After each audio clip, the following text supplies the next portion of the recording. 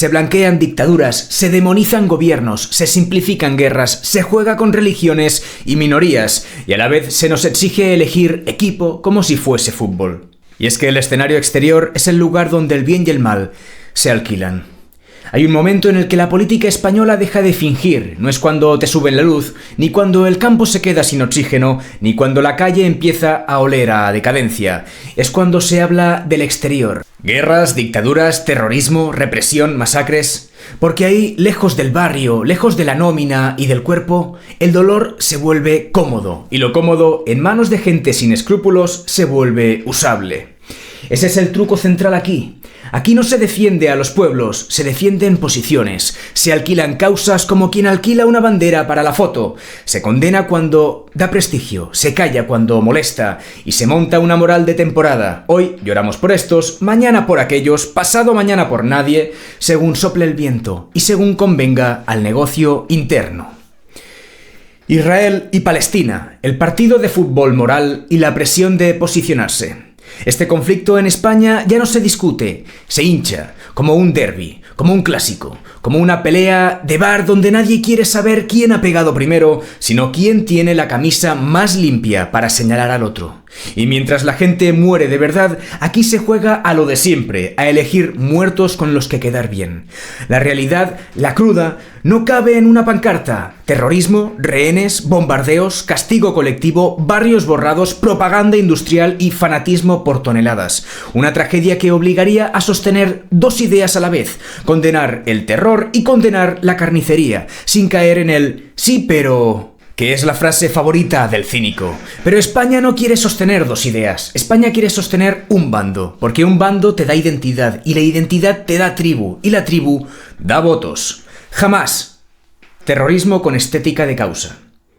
Aquí hay que hablar claro sin tartamudear. Jamás no es un matiz incómodo, ni un actor más del decorado. Es una organización que ha usado el terror como herramienta política y que ha convertido el sufrimiento de su propia gente en combustible. Cuanto más horror, más propaganda. Cuanto más caos, más control. Y esto no se dice para negar el dolor palestino, se dice precisamente para no permitir que el dolor palestino sea secuestrado por una maquinaria que vive del fuego.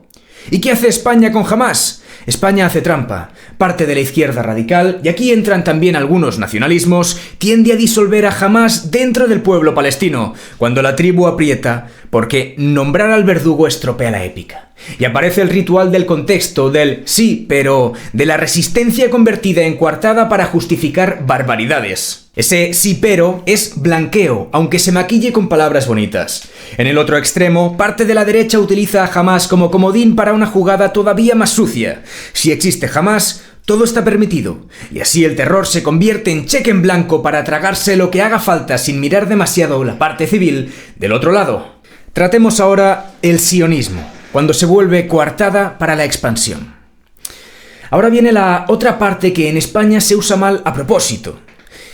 El sionismo no es judaísmo, no son los judíos. Es una corriente política e histórica que, en sus versiones más agresivas, se convierte en una coartada para la expansión, los asentamientos, el desplazamiento y el castigo colectivo. Y además intenta blindarse con una técnica vieja: sacralizar tu causa para quedar por encima de cualquier crítica. Aquí, la trampa española es simétrica. Unos llaman crítica legítima a cualquier cosa, incluso a la caricatura o al odio, para intoxicar el debate. Otros llaman odio a cualquier crítica, incluso a la que se limita a señalar hechos y responsabilidades para blindar la impunidad.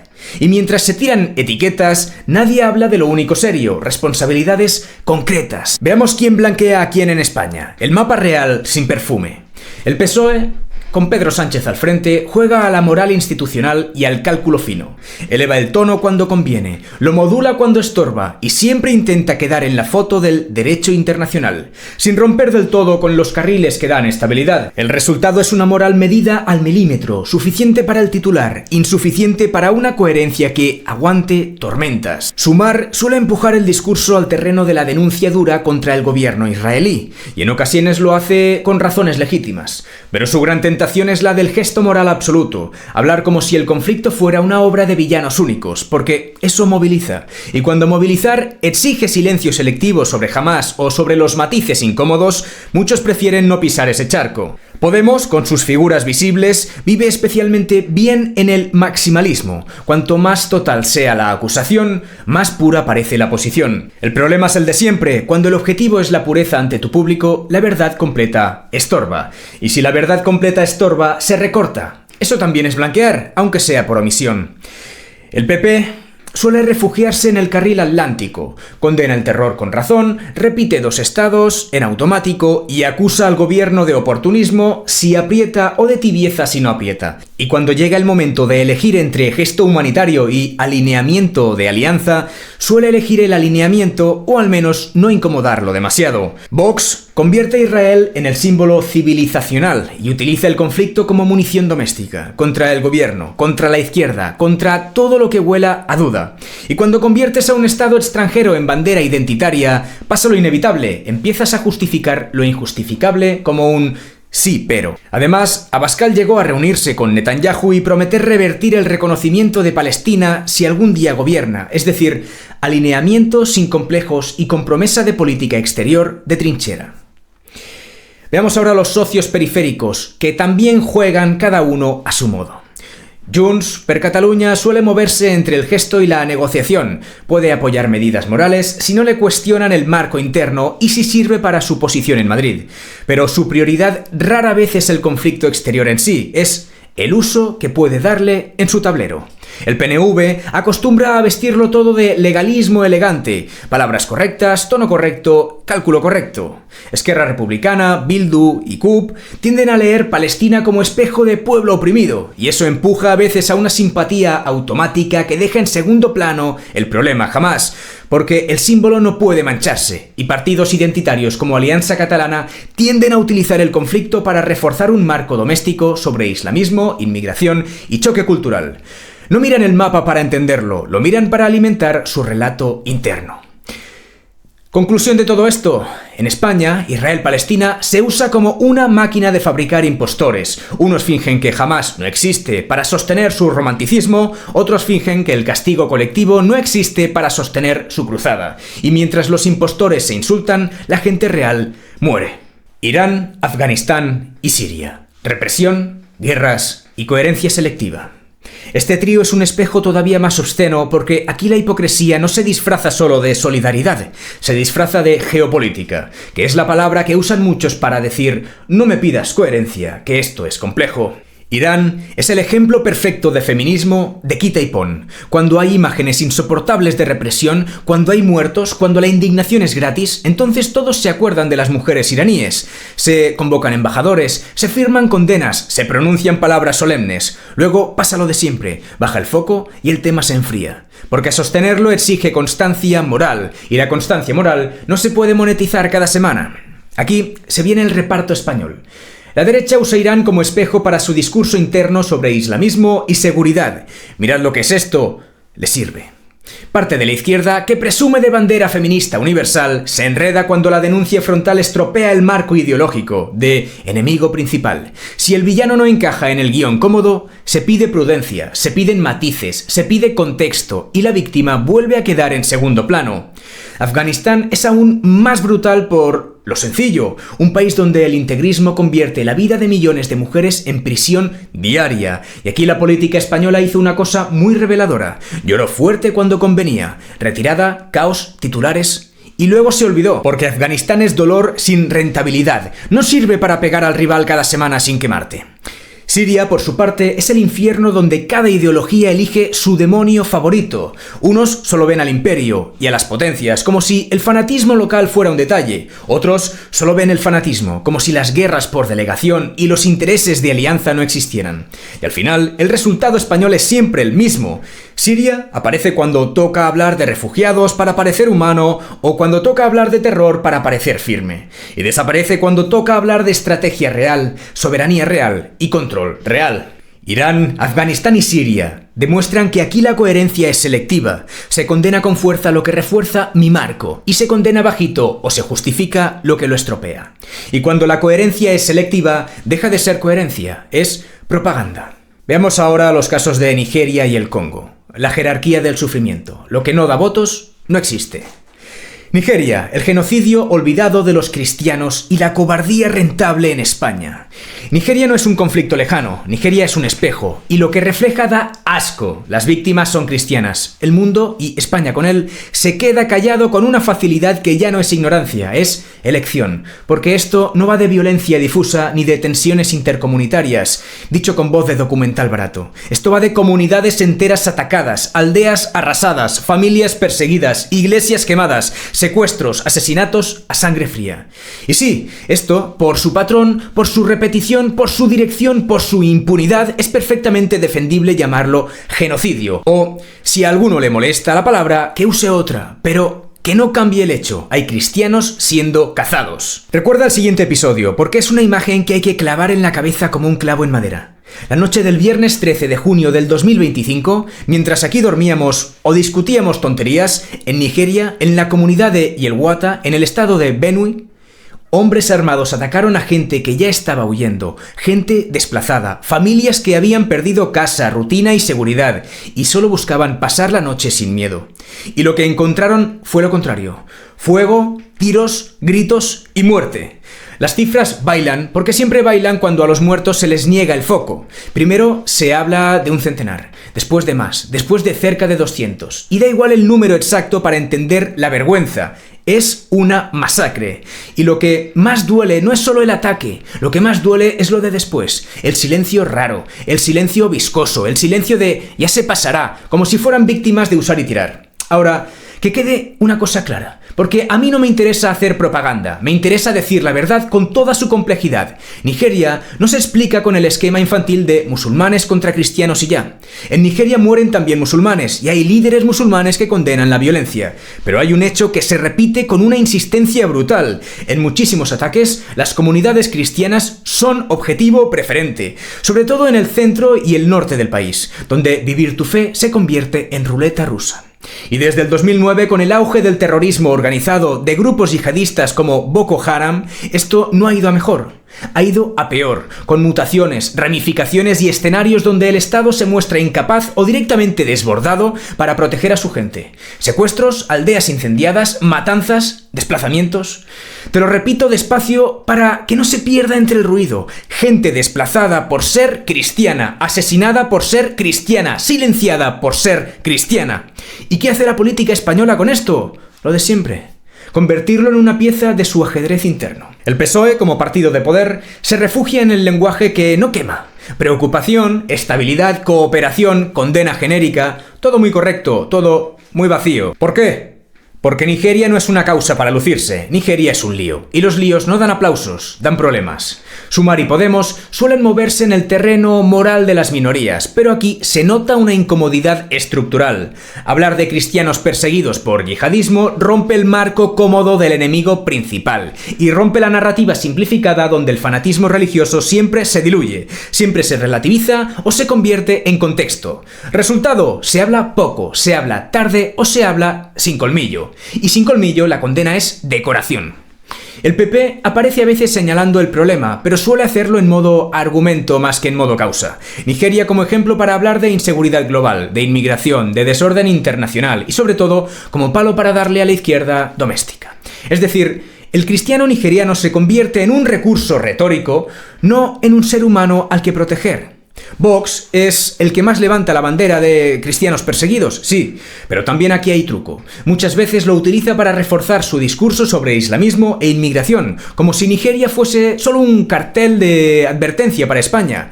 Y eso también tiene un punto miserable, porque si el cristiano nigeriano solo existe cuando sirve para reforzar tu marco interno, entonces no te importa Nigeria, te importa tu mitin. Y los nacionalismos periféricos, como Esquerra Republicana, CUP, Junts, PNV, etc., suelen pasar por encima con una indiferencia casi total, porque Nigeria no alimenta sus relatos identitarios, no les da soberanismo, no les da estado opresor local, no les da simbología útil. Nigeria para ellos es un ruido lejano, y lo que no es útil se ignora.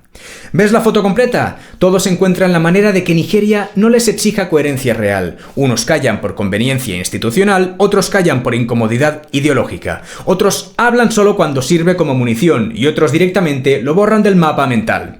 Y mientras tanto en Nigeria hay cristianos que se acuestan sin saber si se van a despertar.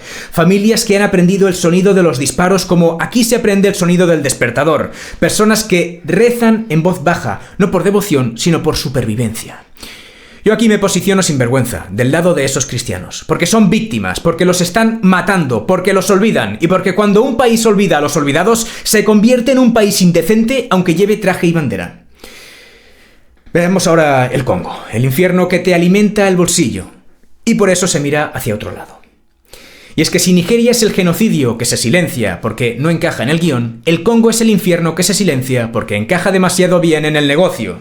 Aquí no hablamos de un país en conflicto como quien habla de una tormenta natural. Hablamos de un lugar donde la violencia se ha convertido en sistema. Guerras interminables, grupos armados, desplazamientos masivos, violaciones como arma, niños convertidos en mercancía, pueblos enteros viviendo entre el miedo y la huida. Y encima, el detalle que lo hace todavía más obsceno. Ese horror no ocurre en el vacío, ocurre dentro de una cadena de intereses que llega hasta los países que se permiten dar lecciones de moral.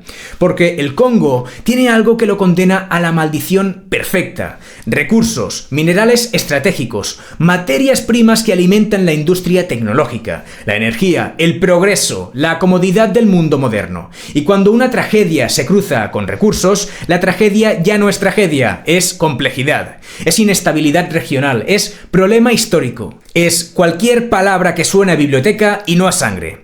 Aquí la jerarquía del sufrimiento se vuelve matemática. Si tu muerto no afecta al mercado, tu muerto vale menos. Si tu muerto amenaza la cadena de suministro, entonces tu muerto se convierte en un asunto a gestionar, no a resolver. Y por eso el Congo es el ejemplo perfecto de cómo funcionan las conciencias de alquiler.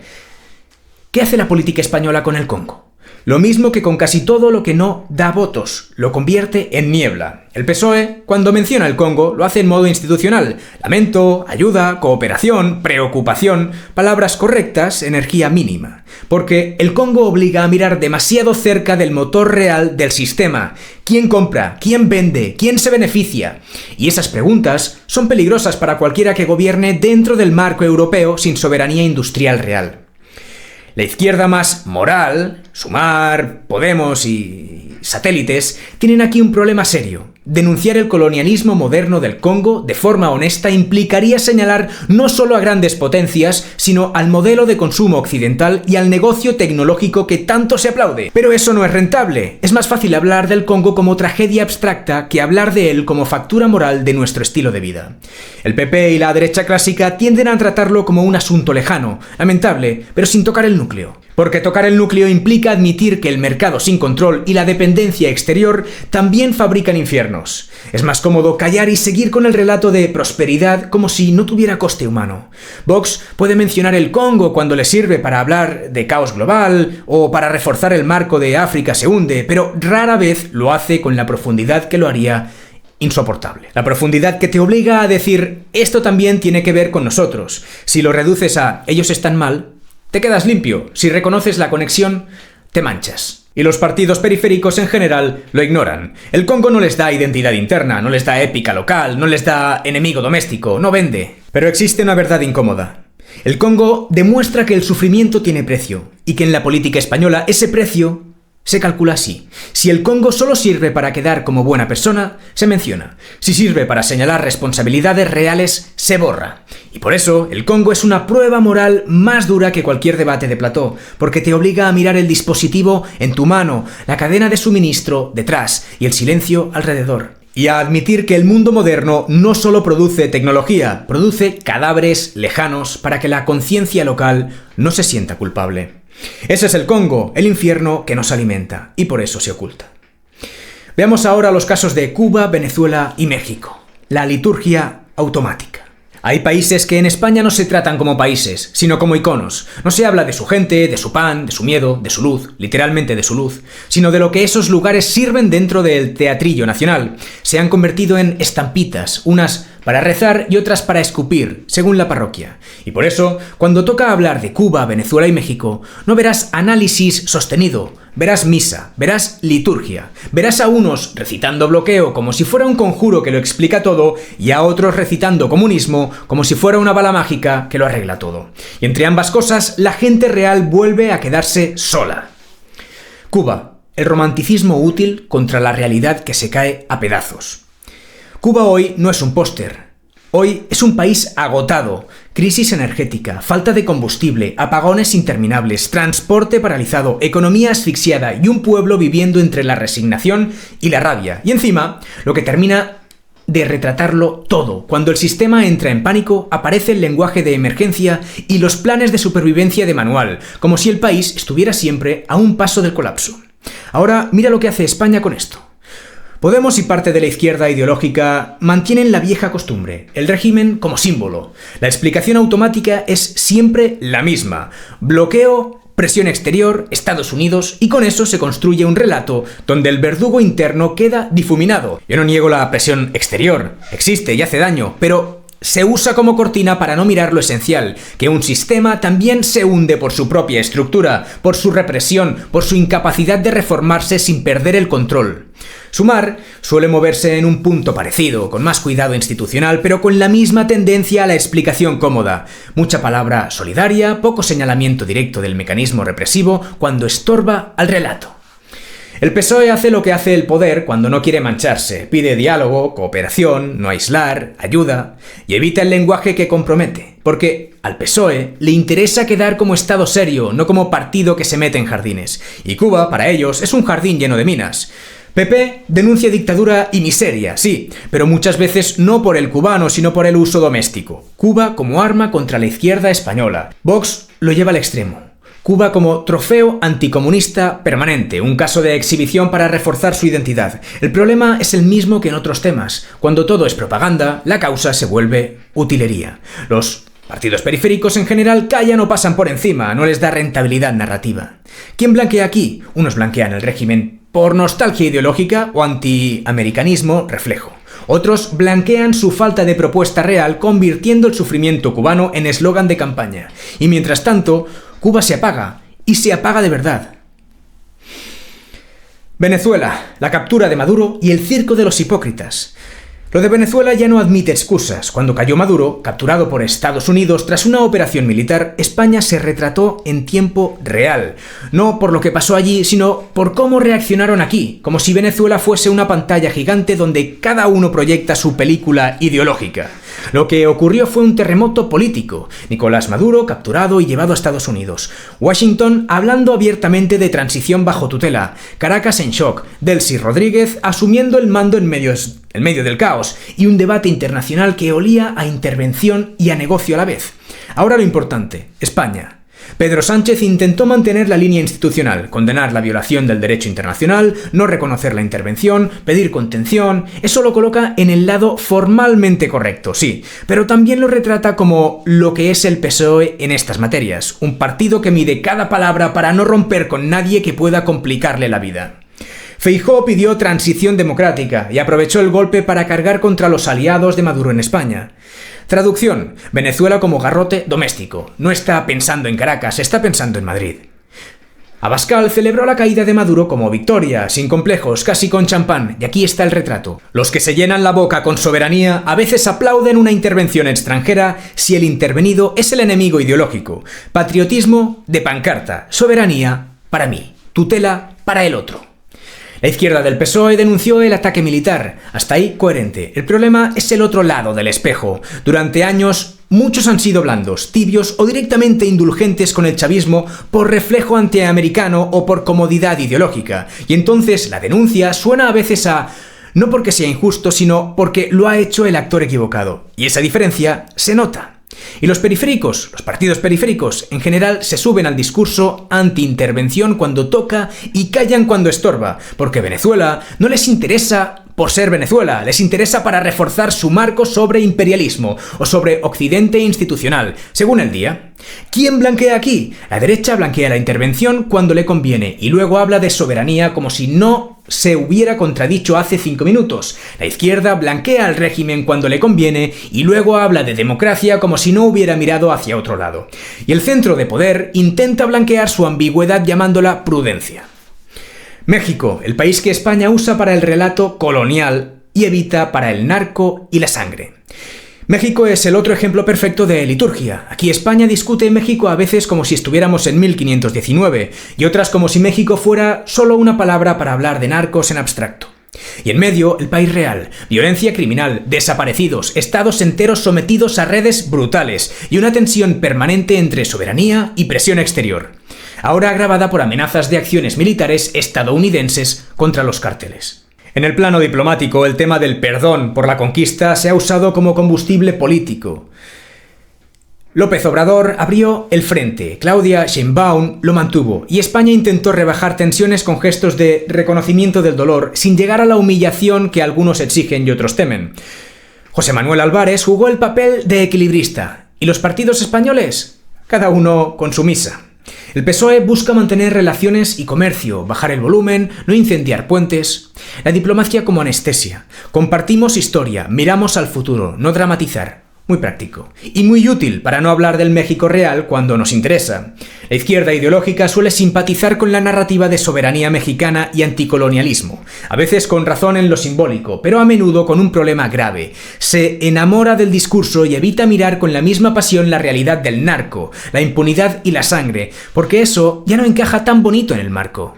La derecha tiende a burlarse del perdón, a usarlo como ejemplo de wokismo histórico y de humillación, y a la vez aprovecha México para reforzar el marco del desorden y la criminalidad cuando conviene hablar de seguridad. De nuevo, México como herramienta, no como país. Junts, Esquerra Republicana, Bildu, CUP, PNV tienden a usar el tema colonial como marco simbólico cuando les conviene, porque da relato, pero no se meten demasiado en el México real, porque el México real no sirve para su juego interno. Alianza Catalana lo lee sobre todo como argumento de choque cultural y seguridad, más que como un país concreto. Y ahora podemos meter en la ecuación el factor nuevo, la presión de Estados Unidos sobre México por los cárteles y la posibilidad de acciones militares. Ahí se ve otra hipocresía española. Los que gritan soberanía, según el día, pueden justificar intervenciones si el objetivo encaja en su enemigo ideológico, y los que denuncian intervenciones pueden blanquear estados fallidos si eso protege su relato antiamericano. Y así se blanquea el México real, el de la violencia y el miedo, por pereza o por conveniencia, y se sobreactúa el México simbólico, el colonial, porque ese sí da titulares, da identidad y da pelea.